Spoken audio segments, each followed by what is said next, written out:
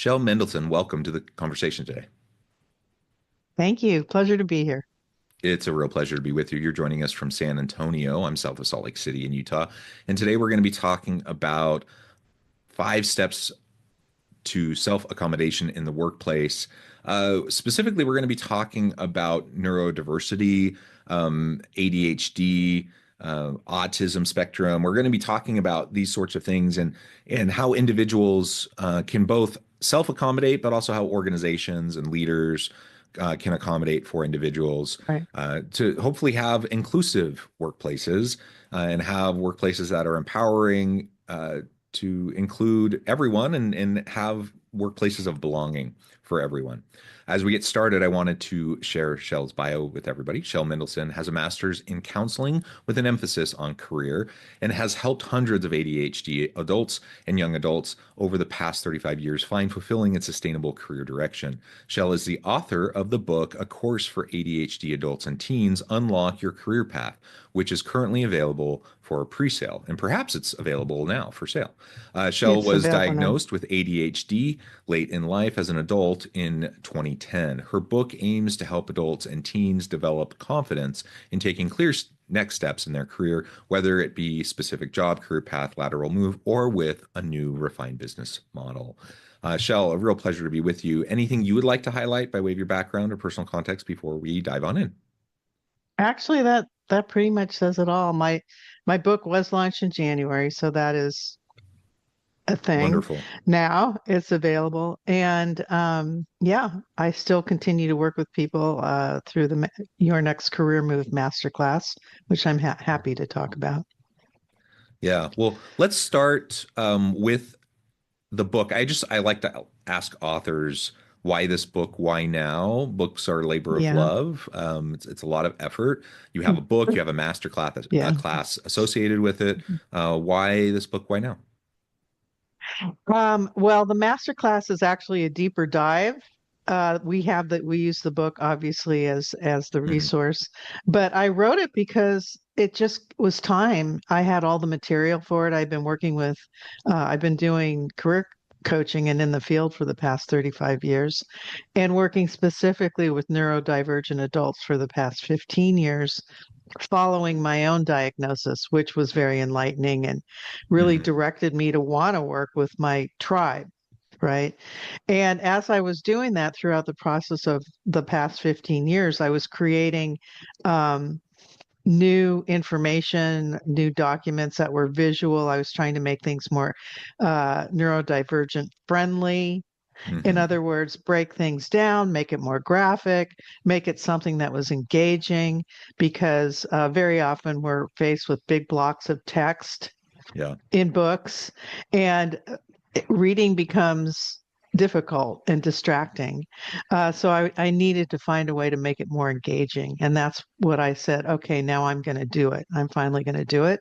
I'm going to break down this process that I've been doing in a way that is fun and makes the idea of finding a career direction easy and, like I said, fun, engaging, and something that will last and be sustainable over a lifetime.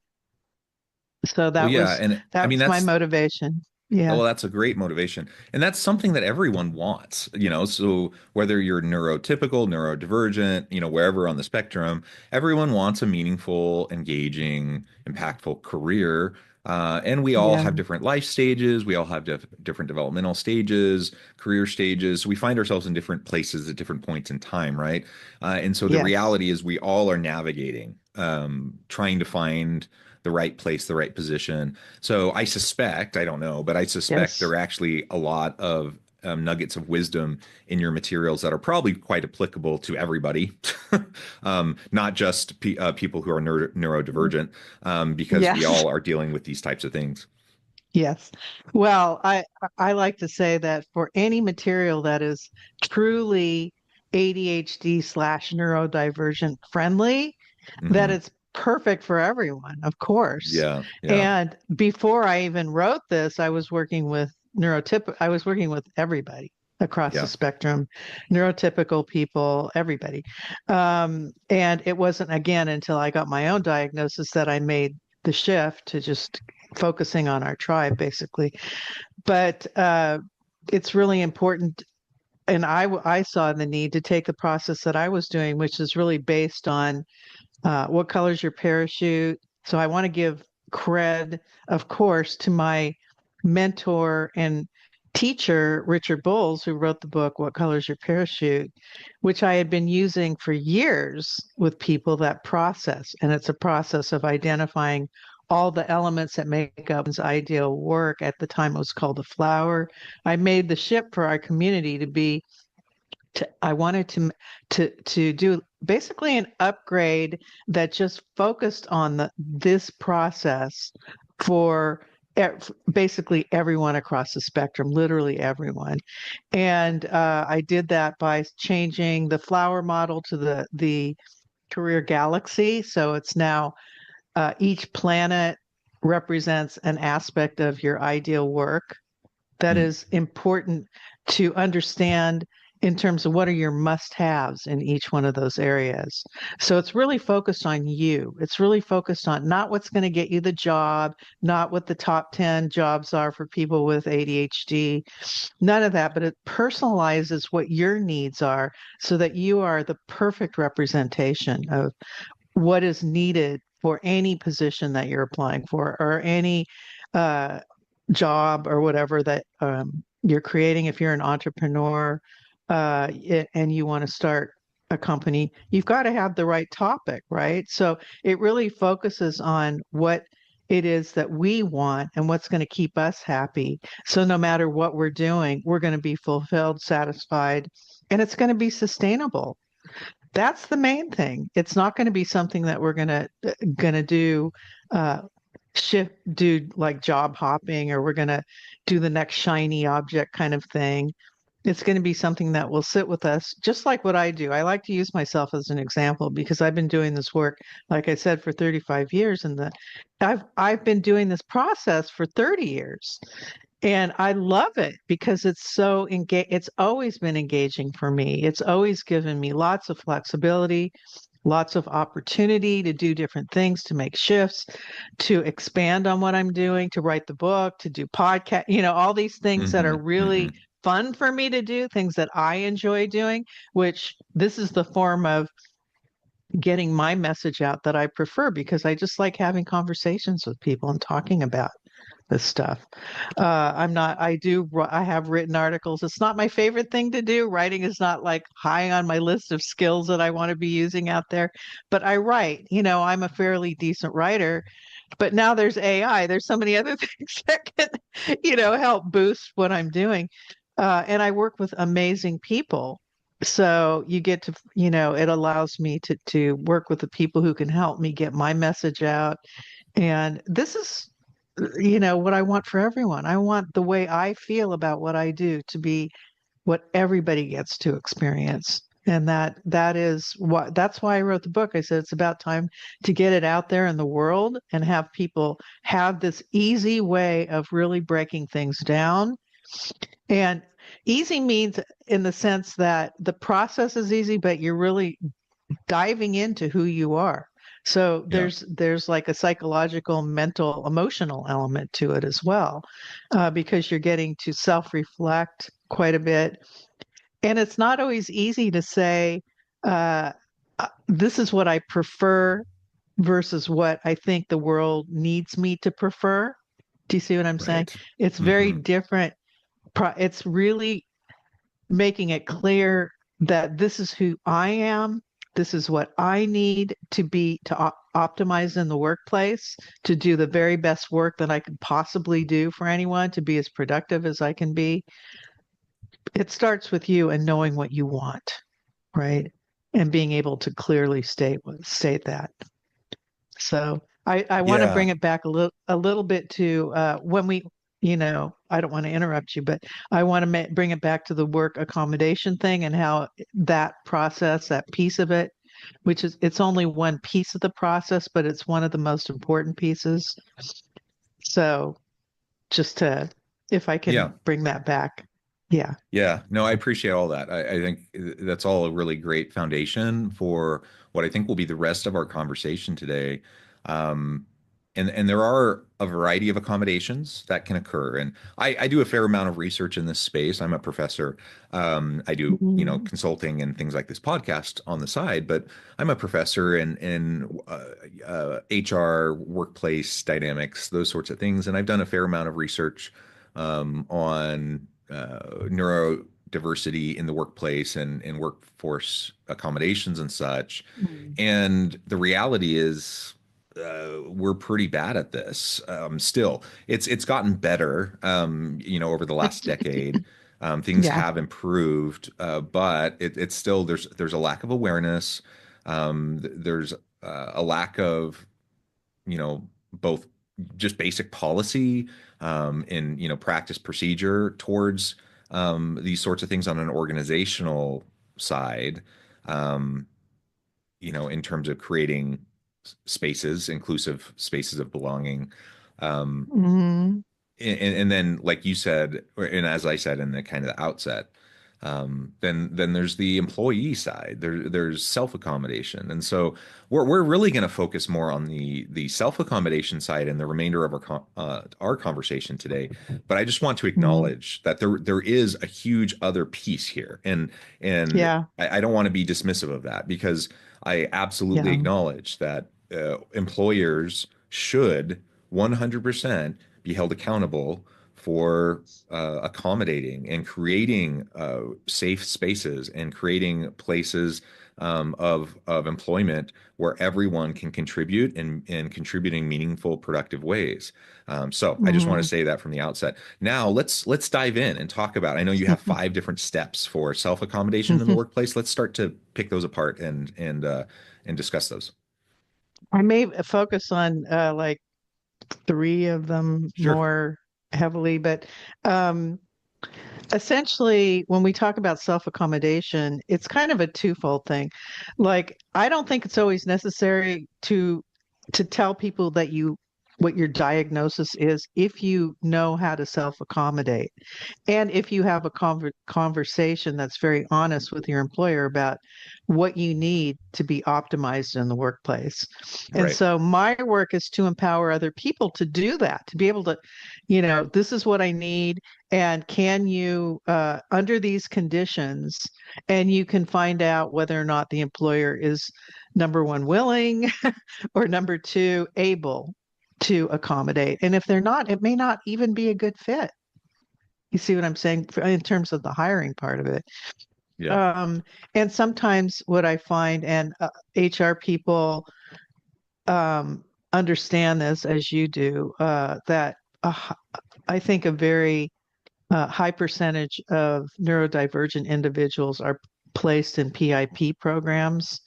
And Mhm. very often it's because they don't have an understanding for themselves of what their needs are to be able to articulate that. And and I'm here to say that people with ADHD, we are the movers and shakers, and Mm. employers need us. You need Yeah. us to be in doing what you need us to do, and it needs to be very clearly stated how that can happen and what those accommodations need to be. So when I tell people to put together a self-accommodation plan, it's a whole process. They have to identify what works for them and what doesn't work for them. It actually starts with what doesn't work for them. So I ask my clients to just write down all the conditions that have been awful for them that have made their jobs almost impossible to do on and to be productive and to feel even good about showing up every day, right? So they write this whole list, and very often it's you would be amazed at how long some of those lists are, right? Mhm. Um, but then we take that and we flip it around, and for each one of those conditions, I ask them to write something that would be their opposite of that, their positive side, how they can state what they need, what the other side of that concern would look like. And so that's the start of really growing your must-haves for the conditions that are important to you. It also gives you a talking point something to discuss. Because I don't know, you tell me this: are employees able to tell you exactly what they need, what conditions they need to thrive? Are they able to have that Sometimes, but conversation? usually they don't know. Yeah. That's it. They don't know.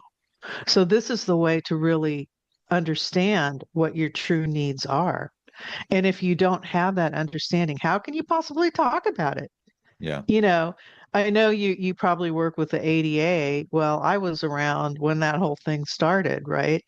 But and it was fine for people with disability, with physical disabilities, but Right. with it's not particularly good for people with who are neurodivergent uh, in the workplace because it doesn't address those needs necessarily. But I we're mean, different at so to be clear, it does cover those elements. It's just because they're not as obvious, they're it's not as harder. obvious. Yeah. It's harder for it to be covered. Yeah. Well, it's also hard, I think, for the employee to identify it. Yeah. For them, what's going to be covered and what's not going to be covered, and they may be shy about it or overlook uh Hmm. what they actually do need because they really don't know. It's kind of like Yeah. the whole process I do is to enlighten yourself about what you need to thrive. Right. Hmm. And I think that is such an eye-opening experience for people to really be able to say, oh my gosh, I didn't even realize it, but I've never been in a workplace where I actually am able to sit at the kind of desk that works for me or have the kind of equipment that works for me or be in the surroundings that even work for me because I'm so distracted all the time. Right. People who work in those open space environments, some Right. people thrive on it and other people cannot do it at all, right? And those are neurodivergent people, right? So it doesn't even matter if you're it doesn't matter what the space is. If it doesn't work for that person, it just doesn't work.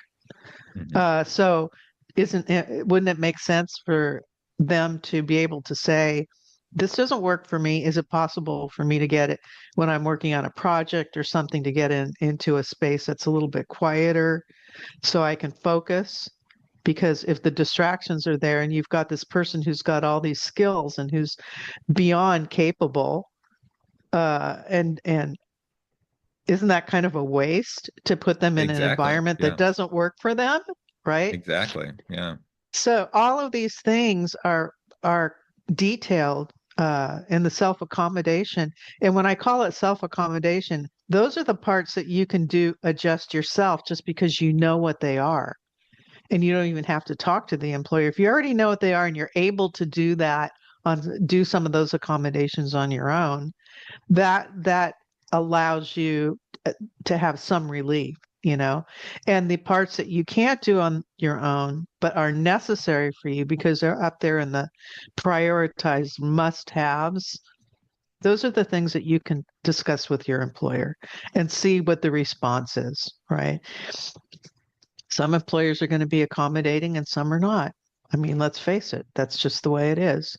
So isn't it better to know if there's no way you can accommodate somebody, maybe there's a way or there's a process that they can use to identify a better option for themselves versus putting I know I'm maybe stepping out here. And it's tricky for me to talk about these PIP things with HR people because you know why. They get nervous, right? But it's better to know than not know if this person's going to be a good fit. Isn't it better for them to make the decision to leave if it's not a good fit for them than for you to have to go through this huge process to get it done? Sometimes months. And so the result is that I see these people in my class, and I know again I'm saying something that's probably uncomfortable for HR people because I've seen them kind of freak out a little bit when I say it, but isn't it better for them to know what those things are, to see it again if this can be worked out in some way? And if it can't, then the employee doesn't have to go through a process of being crushed over Yeah. a period of months. And when I see them, trust me, they are crushed. Their confidence is very low. um, going through the process is painful, very painful for them. And sometimes it doesn't even apply to the work they were doing or that they thought they were signing up for. Yet they've got double the pressure to get things done in a certain way. Uh, and then ultimately the result is often just getting laid off or fired, right? Yeah. Yeah. So we all know essentially what that's about. I really want to offer employers an option for their employees and for themselves to save yourself the uh, the money, number one, of putting. I mean, how expensive is it to put people through these programs, right? So I talk about this because it does have to do with working conditions, and it basically has everything to do with working conditions. Um, and I hope I'm not canceled or anything, but No, you're I absolutely want, right. I mean, yeah, ultimately, we want to make sure it's going to work for both ways. both Or ways. Exactly. organizations 100% have to make reasonable accommodations. It's required under law.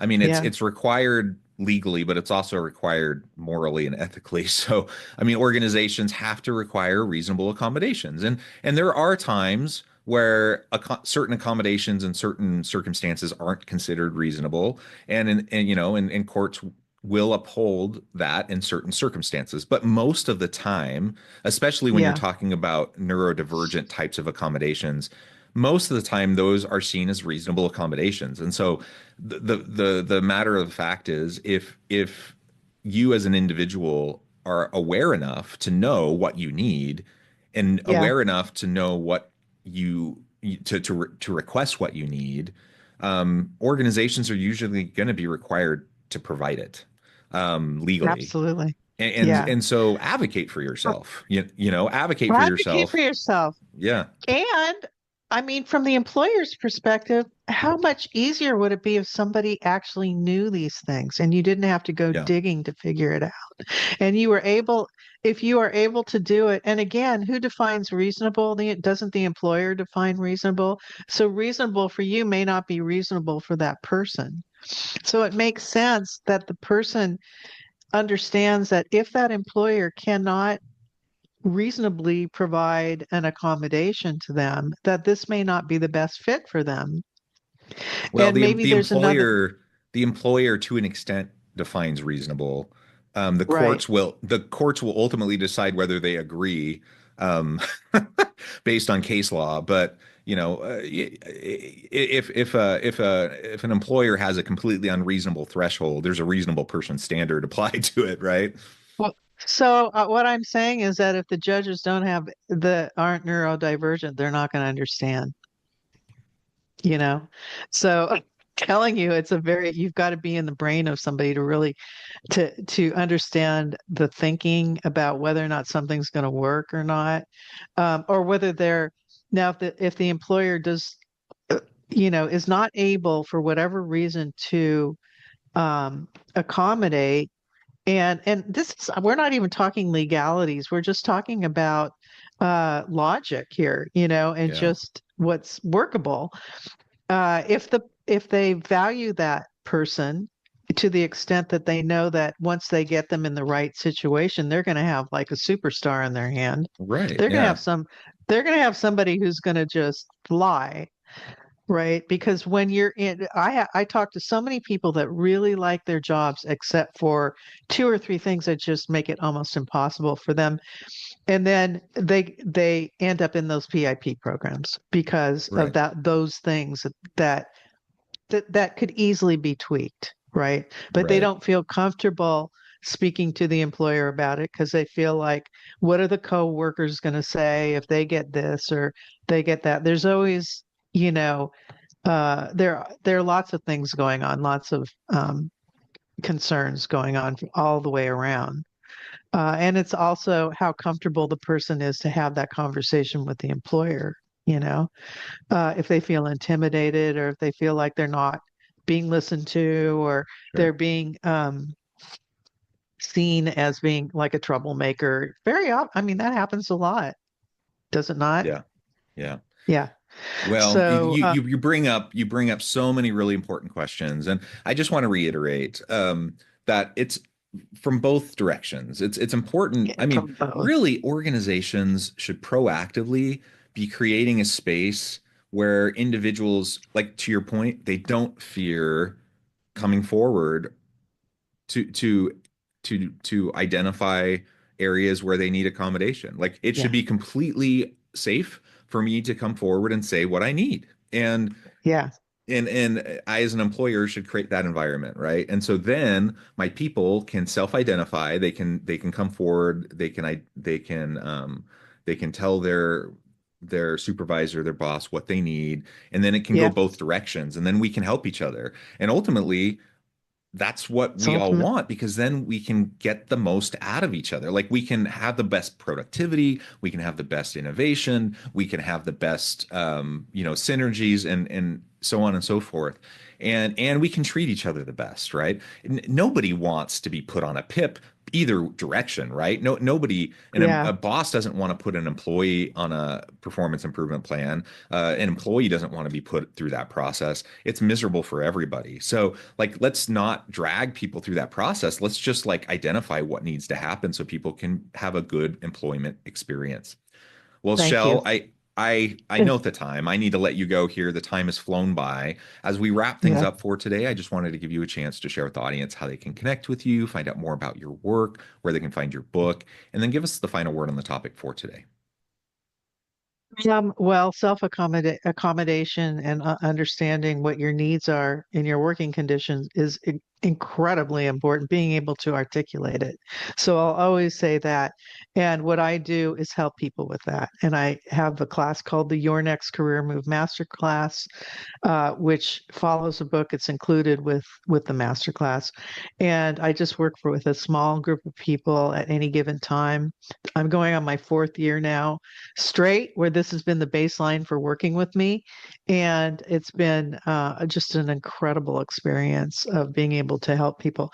So you can get a hold of me at career coaching with Shell, SHELL.com.